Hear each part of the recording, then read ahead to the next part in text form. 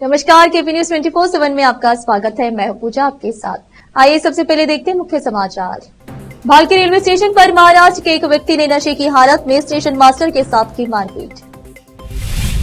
तालुका चिटकुप्पा के तहसीलदार रविंद्र दामा का चिटकुप्पा से स्थानांतरण होने पर विदाई समारोह व चिटकुप्पा के नवनियुक्त तहसीलदार मंजुनाथ पांचाल के लिए स्वागत कार्यक्रम किया गया आयोजित। चौथे दिन मंड्या में मुख्यमंत्री सिद्धरामैया के इस्तीफे की मांग को लेकर बीजेपी जेडीएस का मैसूर चलो मार्च। मुंबई कॉलेज में हिजाब और बुर्का पर बैन मामला पहुंचा सुप्रीम कोर्ट। बांग्लादेश के 500 कैदी जेल से फरार आतंकी भी शामिल, भारतीय सेना अलर्ट पर।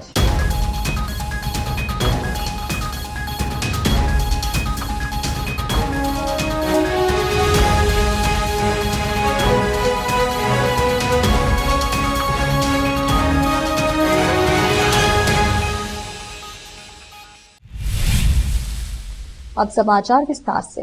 भालकी रेलवे स्टेशन पर सोमवार की रात करीब 1:50 पर महाराष्ट्र के एक व्यक्ति ने नशे की हालत में स्टेशन मास्टर के साथ मारपीट की और स्टेशन में इलेक्ट्रॉनिक फर्नीचर को नष्ट कर दिया। भालकी नगर थाने में मामला दर्ज कर लिया गया है और अपराधी को हिरासत में ले लिया गया है। अभिनव नाम का यह व्यक्ति औरंगाबाद का रहने वाला है। यह व्यक्ति अभिनव बिना टिकट यात्रा करते हुए पाया गया। भालकी से केपी न्यूज के संवाददाता सैमुल की रिपोर्ट। तालुका चिटकुप्पा के तहसीलदार रविंद्र दामा का चिटकुप्पा से स्थानांतरण होने पर विदाई समारोह व चिटकुप्पा के नवनियुक्त तहसीलदार बनकर आने वाले मंजुनाथ पांचाल के लिए 5 अगस्त सोमवार को चिटकुप्पा के महमूद फंक्शन हॉल में राजस्व विभाग, कर्मचारी संघ एवं ग्राम प्रशासनिक अधिकारी संघ की ओर से स्वागत कार्यक्रम आयोजित किया गया। इस कार्यक्रम में चिटकुप्पा टीएमसी के सीओ हुसामुद्दीन बाबा व तहसील कार्यालय के अधिकारी व कर्मचारी और अन्य विभाग के अधिकारी और भारी संख्या में लोग उपस्थित रहे। इस अवसर पर तहसीलदार रविंद्र दामा और उनकी पत्नी व चिटकुप्पा के नए तहसीलदार मंजुनाथ पांचाल को सम्मानित किया गया। इस अवसर पर चिटकुप्पा के पूर्व तहसीलदार रविंद्र दामा और नवनियुक्त तहसीलदार मंजुनाथ पांचाल और सैयद राशिद अली पटेल, अनिल कुमार शिंदे, मोहम्मद असलम मियां ने संबोधित किया। चिटकुप्पा से केपी न्यूज के संवाददाता सिंह की रिपोर्ट।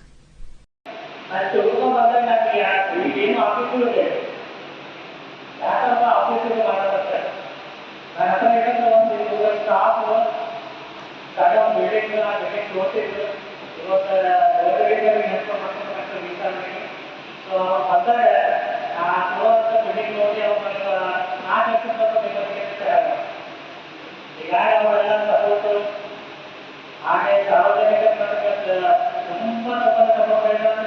ಎಲ್ಲ ರೀತಿ ಕೊಡ್ತಾರೆ.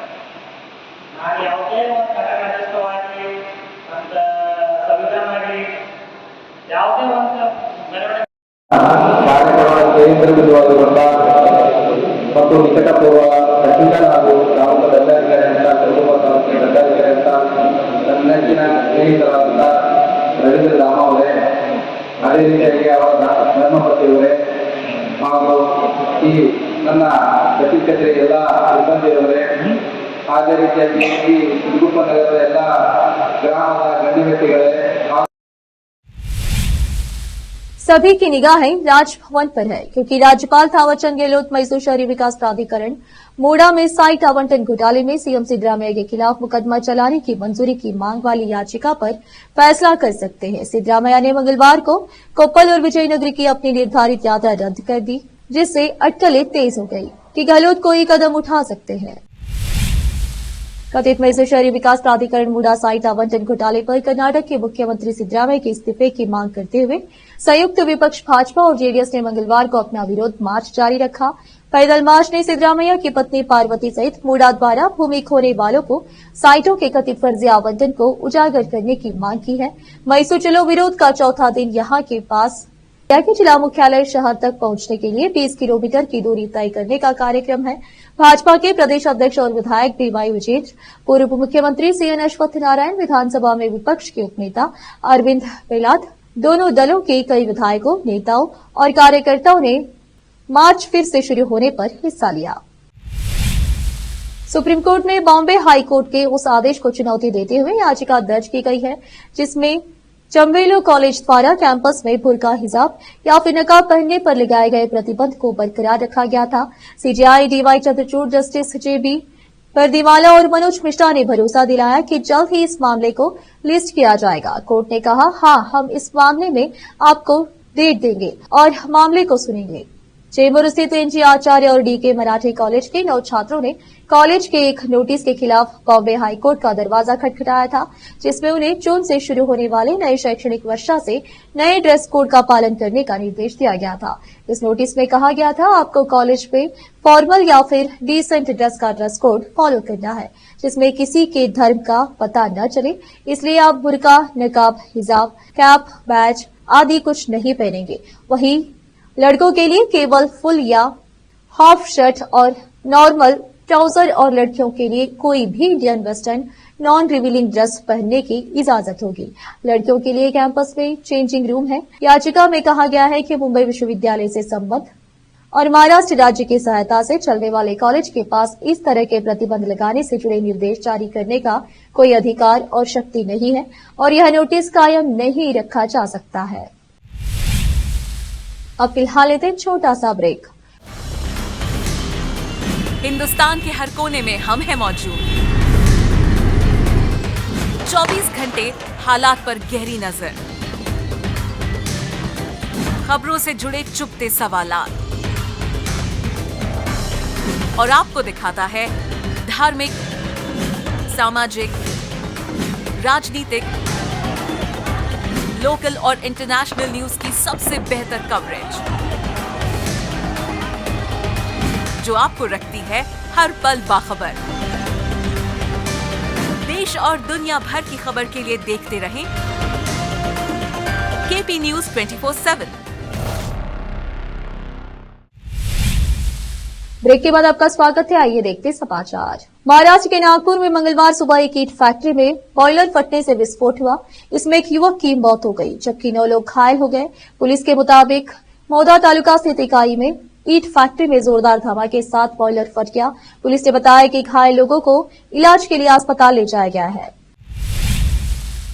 मराठा आरक्षण के लिए संघर्ष करने वाले कार्यकर्ता मनोज जरांगे ने कहा कि उन्हें उन उम्मीदवारों के बारे में जानकारी मिल गई है जिन्हें वह अक्टूबर में होने वाले महाराष्ट्र विधानसभा चुनाव के लिए संभावित रूप से मैदान में उतार सकते हैं। उन्होंने कहा कि 29 अगस्त को समुदाय के नेताओं की एक बैठक होगी, जिसमें 288 सदस्यीय विधानसभा के चुनाव में उम्मीदवारों को मैदान में उतारने का फैसला किया जाएगा। जरांगे ने दोहराया कि वह और उनके समर्थक राजनीति में नहीं आना चाहते हैं, लेकिन अगर राज्य सरकार मराठा समुदाय के आरक्षण मांगों को स्वीकार करने में विफल रहती है तो उन्हें ऐसा करने के लिए मजबूर होना पड़ेगा। यूपी के आगरा में सोमवार को उस वक्त हलचल मच गई जब ताजमहल में एक महिला ने मकबरे के मुख्य स्थान के करीब पहुंचकर भगवा रंग का कपड़ा लहराया। इसके बाद सुरक्षा कर्मियों ने उसे पकड़कर पुलिस के हवाले कर दिया। हिंदुवादी संगठन ताजमहल के तेजो महालय होने का दावा करते हैं। संगठन से जुड़े लोग सावन माह में वहां पहुंचकर अलग अलग तरह से प्रदर्शन कर रहे हैं। कुछ दिन पहले हिंदुवादी संगठन के एक पदाधिकारी गंगाजल चढ़ाने ताजमहल पहुंचे थे। हालांकि सीआईएसएफ कर्मियों ने उन्हें रोक दिया था। सावन के तीसरे सोमवार पर अखिल भारत हिंदू महासभा की महिला शाखा के अध्यक्ष मीरा राठौर ताजमहल पहुंची और मकबरे के मुख्य स्थान के पास भगवा रंग का कपड़ा लहराने लगी। इसी दौरान सीआईएसएफ कर्मियों ने उन्हें पकड़ लिया। घटना के बाद उनके कई वीडियो वायरल हुए हैं, जिनमें उनके हाथ में पानी की एक बोतल देखी जा सकती है। संगठन का दावा है कि ताजमहल के मुख्य मकबरे में गंगाजल चढ़ाने के बाद भगवा कपड़ा लहराया गया है।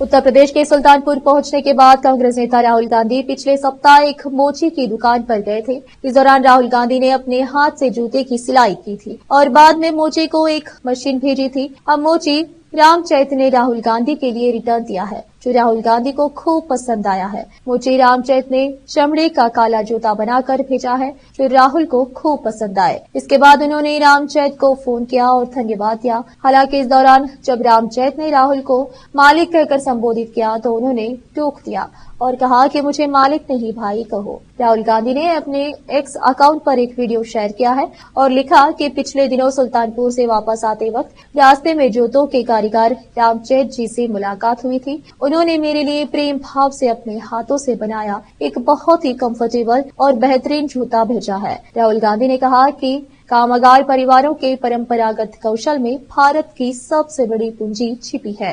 देश के कोने कोने में अलग अलग स्किल वाली ऐसी करोड़ों प्रतिभाएं हैं। अगर इन भारत बनाने वालों को जरूरी समर्थन मिले तो वह अपनी ही नहीं देश की भी तकदीर बदल सकते हैं।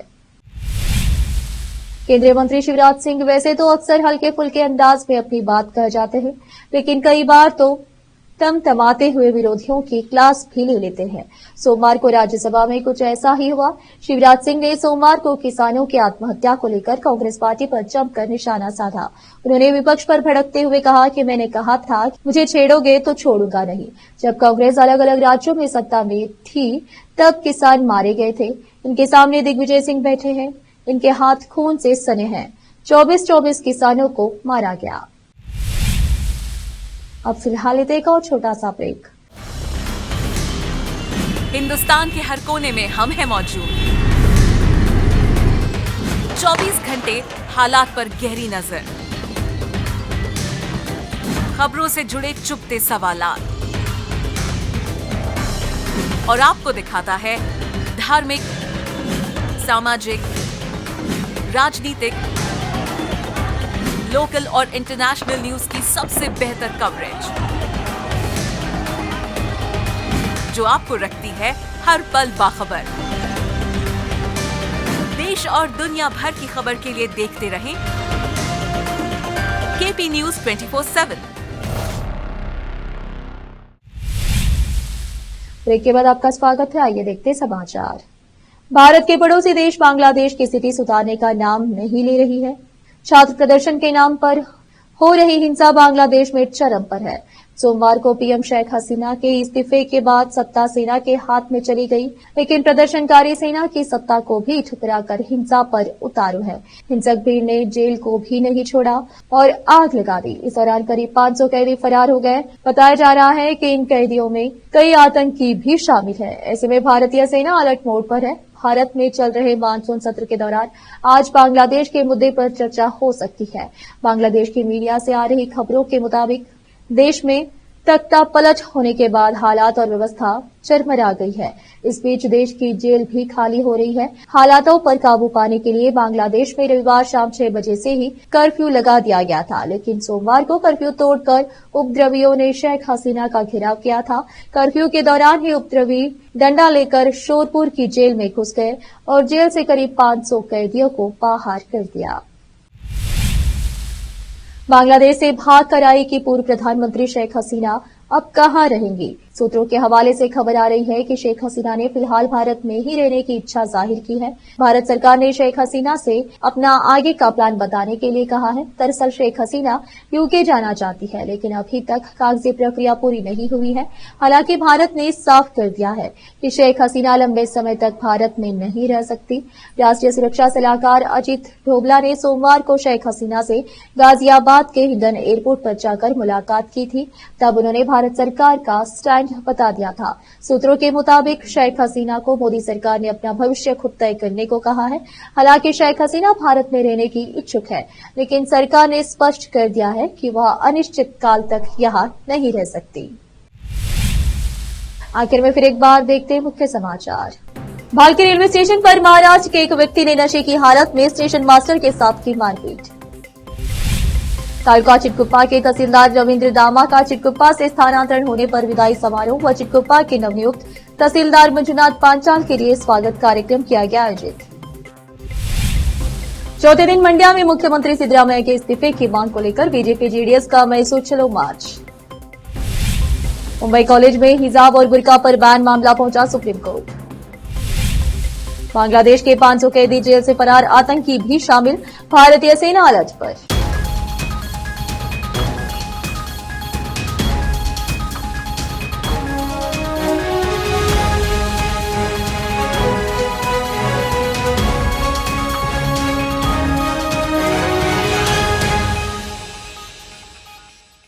केपी न्यूज में इस वक्त के लिए इतना ही। देश प्रदेश के समाचारों के लिए देखते रहिए आपका अपना चैनल केपी न्यूज 24/7। धन्यवाद।